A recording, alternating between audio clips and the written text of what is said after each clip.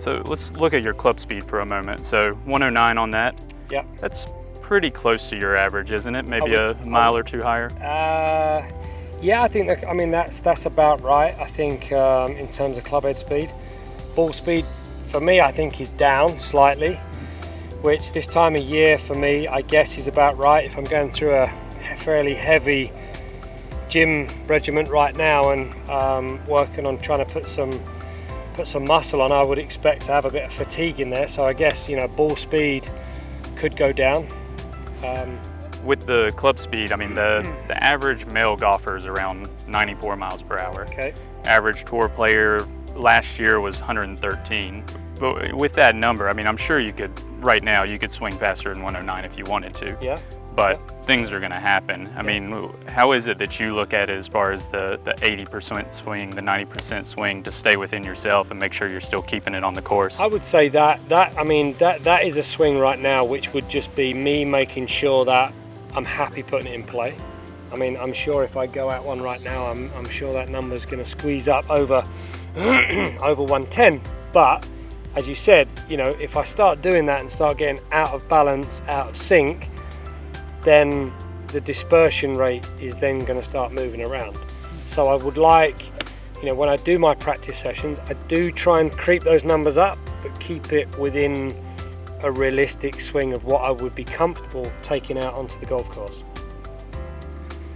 The carry number's not that, so it's efficient in what numbers I'm getting out of it. So therefore my driver's working efficiently. Definitely. I mean, you know, with the launch and spin that you had on that one, you know, good smash factor. I mean, yeah, you're getting what you need to be getting out of the club speed. Yeah, I mean, personally, I think my spin rate's down slightly, which is, I mean, I played the other day and I felt that the ball wasn't kind of holding its flight. It was dipping a little bit.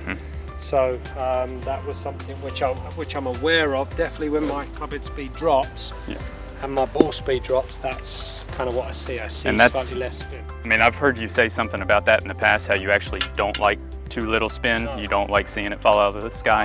I'm happier seeing spin. I feel that I can control my spin more with a bit more spin. But when there's no spin and I've got no ball flight, I don't like seeing it just drop out of the sky. Let me try and see if I can get the ball speed up and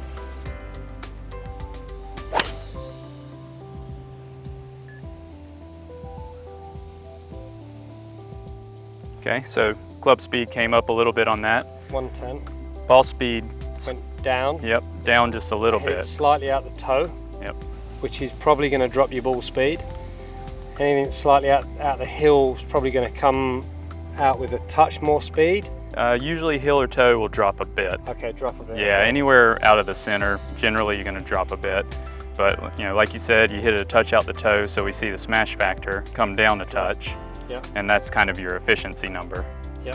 So that's kind of what you were talking about as far as, you know, staying within yourself and swinging, making sure that you're getting good contact, which is going to give you a good smash factor. Carry went up. Yep. Spin rate went up. I'm comfortable at that. I mean, 2,500 spin for me is always a number where I feel it's actually got some good ball flight on it. You know, less than that I think is just a little bit too low for me.